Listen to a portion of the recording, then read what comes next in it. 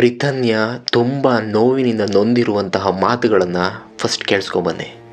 ನಿಜವಾಗ್ಲೂ ತುಂಬ ದುಃಖ ಆಗುತ್ತೆ ಗೈಸ್. என்ன மன்னிச்சிருங்கப்பா, என்ன மன்னிச்சிருங்கப்பா. அவ்வளவுதான், முடிஞ்சு எல்லாமே. நான் போறேன். அவங்க அப்பா அம்மா கவின் இவங்க எல்லாரும் பிளான் போட்டுதான் என்ன கல்யாணம் பண்ணிருக்காங்க. அவன் கொடுக்கற மென்டல் டார்ச்சர் என்னால தாங்க முடியல. உடல் ரீதியாவும் என்னால கூட உண்மையாவே இருக்க முடியல. ரொம்ப டார்ச்சரா இருக்கு. டெய்லியும் அதை யாருக்கிட்ட நினைச்சிருக்காங்க அக்காவை. நாய் மாடு கூட அப்படி ட்ரீட் பண்ண மாட்டாங்க. ஒரு புண்ணு இருந்தா கூட அதை நசுக்கி பார்த்து சிரிப்பான்னு சொல்லு. எப்படி சொல்லி புரிய வைக்கிறதுன்னு தெரியல. கேக்குற எல்லாருமே சகிச்சு போ, வாழ்க்கை இப்படிதான் இருக்கும். எல்லாருமே நாடகம் ஆடுறாங்க. எனக்கு ஏன் அமைதியா இருக்கு, ஏன் இப்படி ஆயிட்டாங்க எனக்கு தெரியல. உங்களால என்ன. ಹಾಯ್, ಎಲ್ಲರಿಗೂ ನಮಸ್ತೆ. ನಾನು ನಿಮ್ಮ ಯುವ ಪಡ್ಕೋಣೆ. ತಿರುಪೂರ್ನಲ್ಲಿ ನಡೆದಿರುವಂಥ ಈ ಒಂದು ಘಟನೆ, ಹೌದು, ರಿತನ್ಯ 27 ವರ್ಷ ವಯಸ್ಸಾಗಿರುತ್ತೆ. ಇವರು ಕೆವಿನ್ ಕುಮಾರ್ ಎನ್ನುವರನ್ನು ಮದುವೆ ಆಗ್ತಾರೆ. ಮನೆಯವರೇ ನೋಡಿ ಮಾಡಿರುವಂತಹ ಈ ಒಂದು ಮದುವೆ ಅಲ್ಲದೆ ರಿತನ್ಯ ಅವರ ತಂದೆ ತಾಯಿ ಆತನಿಗೆ 65 ಲಕ್ಷ ರೂಪಾಯಿ ಬೆಲೆ ಬಾಳುವಂತಹ ಒಂದು ಕಾರ್ ಹಾಗೂ 800 ಗ್ರಾಂ ಚಿನ್ನವನ್ನು ತನ್ನ ಮಗಳಿಗೆ ಹಾಕಿ ಕಳಿಸಿರ್ತಾರೆ. ಇಷ್ಟೆಲ್ಲ ಮಾಡಿ ಅದ್ಧೂರಿಯಾಗಿ ಮದುವೆ ಕೂಡ ಮಾಡಿರ್ತಾರೆ. ಆದರೆ ಆತ ಒಬ್ಬ ದೊಡ್ಡ ಸೈಕೋಪಾತ್. ಹೌದು, ಆತನಿಗೆ ಅಷ್ಟೊಂದು ಹಣ, ಅಷ್ಟೊಂದು ಕಾಸ್ಟ್ಲಿ ಗಿಫ್ಟ್ ಇರುವಂತಹ ಒಂದು ಕಾರ್ ಸಾಕಾಗ್ದೇನೆ ಮತ್ತೆ ರಿತನ್ಯಾಳನ್ನು ಹಿಂಸಿಸೋಕ್ಕೆ ಶುರು ಮಾಡ್ತಾರೆ. ಅವನೊಬ್ಬನೇ ಅಲ್ಲ, ಆತನ ಅಪ್ಪ ಅಮ್ಮ ಕೂಡ, ಅಂದರೆ ರಿತನ್ಯಾರ ಅತ್ತೆ ಮತ್ತು ಮಾವ ಇಬ್ಬರು, ಟೋಟಲ್ ಆಗಿ 3 ಜನ ಸೇರಿ ಚಿತ್ರಹಿಂಸೆ ಕೊಡೋಕ್ಕೆ ಶುರು ಮಾಡ್ತಾರೆ. ಇನ್ನು ನಿನ್ನ ಮನೆಯಿಂದ ದುಡ್ಡನ್ನು ತೆಗೆದುಕೊಂಡು ಬಾ. ಆದರೆ ಗಂಡ ಹೇಳ್ತಾನೆ, ಅದು ನಾನು ಕೇಳಿದೆ ಅಂತ ಹೇಳಬಾರ್ದು, ನಿನಗೆ ಬೇಕು ಅಂತ ಹೇಳಿ ನೀನೇ ಇಚ್ಛೆ ಪಟ್ಟು ಕೇಳೋ ಥರ ಇರಬೇಕು. ಅದು ನನ್ನ ಮೇಲೆ ಬಂದರೆ ನಾನು ಕತ್ತು ಕುಯ್ಕೊಂಡು ಸತ್ತೋಗ್ತೀನಿ ಅಂತ ತುಂಬ ಬೆದರಿಕೆ ಹಿಂಸೆಗಳನ್ನು ಮಾಡ್ತಾನೆ. ಮದುವೆಯಾಗಿ 15ನೇ ದಿನದಲ್ಲಿ ಈ ಒಂದು ಚಿತ್ರಹಿಂಸೆ ರಿತನ್ಯಾಳಿಗೆ ಸ್ಟಾರ್ಟ್ ಆಗುತ್ತೆ. ಪಾಪ ಅವಳು ಯಾರ ಹತ್ರನೂ ಹೇಳೋಕೆ ಆಗ್ದಲೇ ಸಂಕಟ ಪಡ್ತಾನೆ ಇರ್ತಾಳೆ. ಆದರೆ ಈತ ಕೆವಿನ್ ಏನೋ ಸೈಕೋಪಾತ್ ತನ್ನ ಅತ್ತೆ ಮಾವ ಅವ್ರ ಜೊತೆ ತುಂಬ ಚೆನ್ನಾಗಿ ಒಳ್ಳೆ ಹುಡುಗನ ಥರನೇ ನಟಿಸ್ತಾನೆ ಇರ್ತಾನೆ. ಆದರೆ ರಿತನ್ಯ ಎಷ್ಟೋ ಬಾರಿ ತನ್ನ ತಂದೆ ತಾಯಿಗೆ ಅರ್ಥ ಮಾಡಿಸೋಕ್ಕೆ ಹೋಗಿದ್ದಾಳೆ. ಆದರೆ ಇಲ್ಲ ಮಗಳೇ, ನೀವು ಸರಿ ಹೋಗುತ್ತೆ, ಸಣ್ಣ ಪುಟ್ಟ ಜಗಳ ಬಂದೇ ಬರುತ್ತೆ ಅನ್ನೋ ಹಾಗೆ ಹೇಳಿ ಸಮಾಧಾನ ಮಾಡಿ ಕಳಿಸ್ತಾ ಇದ್ರು. ಆದರೆ ಇವ್ರು ಯಾರಿಗೂ ಇಷ್ಟೊಂದು ಮೇಜರ್ ಆಗ್ತಾ ಇದೆ ಅನ್ನೋ ವಿಷಯ ಗೊತ್ತಿರಲ್ಲ. ಆದರೆ ಅವಳ ಒಂದೊಂದು ವಾಯ್ಸ್ ರೆಕಾರ್ಡ್, ಅವಳು ಪಟ್ಟಿರೋ ವೇದನೆಯ ಮಾತುಗಳನ್ನು ನೀವು ಕೇಳಿದ್ರೆ ನಿಜಕ್ಕೂ ನಿಮಗೆ ಕಣ್ಣೀರು ಬರುತ್ತೆ. ಫುಲ್ಲಾಗಿ ಈ ವಿಡಿಯೋನ ನೋಡಿ. ಆ ವಾಯ್ಸ್ ರೆಕಾರ್ಡ್ ತುಂಬ ಬೇಜಾರಾಗುತ್ತೆ ಗಾಯ್ಸ್.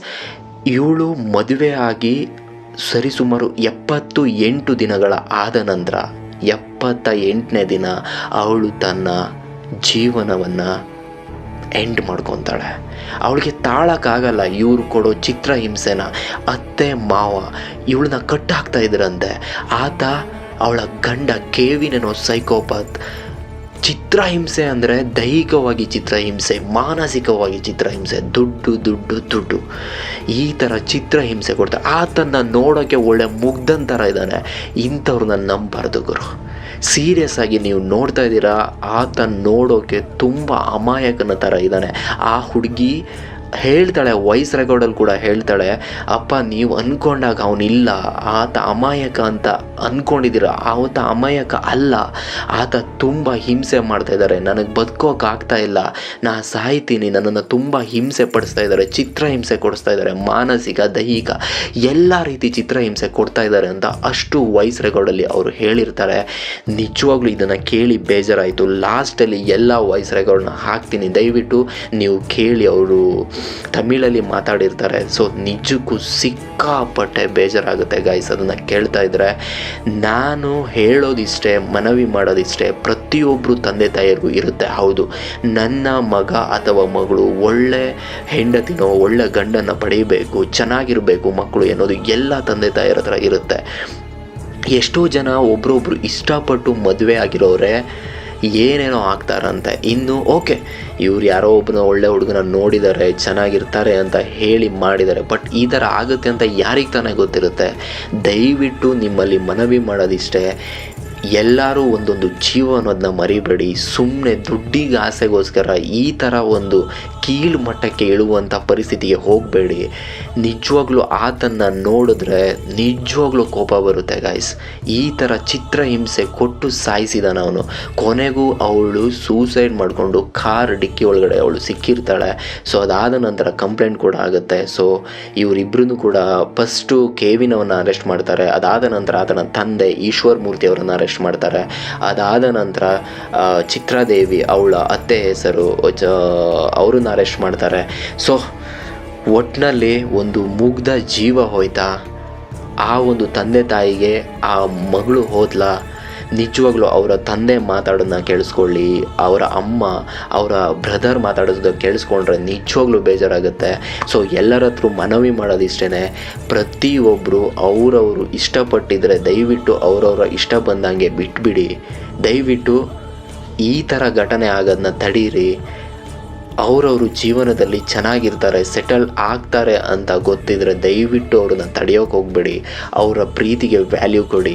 ನೀವೇ ಮಾಡಿ ನಿಂತು ಮಾಡಿಸಿರೋ ಮದುವೆಗಳು ಈ ಥರ ಆಗೋದ್ರೆ ಎಷ್ಟರ ಮಟ್ಟಿಗೆ ನಿಮಗೆ ಸರಿ ಅನಿಸುತ್ತೆ ಹೇಳಿ. ಪ್ರತಿಯೊಬ್ಬ ಮನುಷ್ಯನು ಯೋಚನೆ ಮಾಡಿ. ಈ ಥರ ಹಿಂಸೆ ಯಾರಿಗೂ ಕೊಡಬೇಡಿ. ನಿಮ್ಮ ಮನೆಯಲ್ಲೂ ಒಬ್ಳು ತಾಯಿ ಇದ್ದಾಳೆ, ತಂಗಿ ಇರ್ತಾರೆ ಅನ್ನೋದನ್ನ ಮರಿಬೇಡಿ. ದಯವಿಟ್ಟು ಒಂದು ಜೀವಕ್ಕೆ ವ್ಯಾಲ್ಯೂ ಕೊಡಿ ಅಂತ ಹೇಳ್ತಾ ಈ ಒಂದು ವಿಷಯನ ಮುಗಿಸ್ತಾ ಇದ್ದೀನಿ. ನಿಜವಾಗ್ಲೂ ಇದನ್ನು ಹೇಳಬೇಕಾದ್ರೆ ನಿಜವಾಗ್ಲೂ ಬೇಜಾರಾಯಿತು ಗೈಸ್. ಸೊ ಇಂಥ ಘಟನೆಗಳು ಮತ್ತೆ ನಡೀದೇ ಇರಲಿ ಅನ್ನೋದೇ ನನ್ನ ಒಂದು ಆಶಯ. ದಯವಿಟ್ಟು ಯಾರ್ಯಾರು ಇದನ್ನು ನೋಡ್ತಾ ಇದ್ದೀರೋ ದಯವಿಟ್ಟು ಸ್ಪ್ರೆಡ್ ಮಾಡಿ ನ್ಯೂಸ್ನ. ದಯವಿಟ್ಟು ಎಲ್ಲ ತಂದೆ ತಾಯಿರಿಗೂ ಇದು ತಲುಪಲಿ. ಈ ಒಂದು ಸಂಬಂಧಗಳನ್ನು ಕಂಡುಕೊಳ್ಬೇಕಾದ್ರೆ ಅಥವಾ ಅವರು ಬೇರೆ ಸಂಬಂಧಕ್ಕೆ ನಾವು ಕಳಿಸ್ಕೊಳ್ಬೇಕಾದ್ರೆ ಯೋಚನೆ ಮಾಡಲಿ, 100 ಸತಿ ಯೋಚನೆ ಮಾಡಿ ಮದುವೆ ಮಾಡಿ. ದಯವಿಟ್ಟು ಇದು ನನ್ನದೊಂದು ಮನವಿ. ಇವತ್ತಿಗೆ ಈ ಒಂದು ವಿಡಿಯೋನ ಮುಗಿಸ್ತಾ ಇದ್ದೀನಿ. ನಿಮ್ಮ ಯುವ ಪಡುಕೋಣೆ.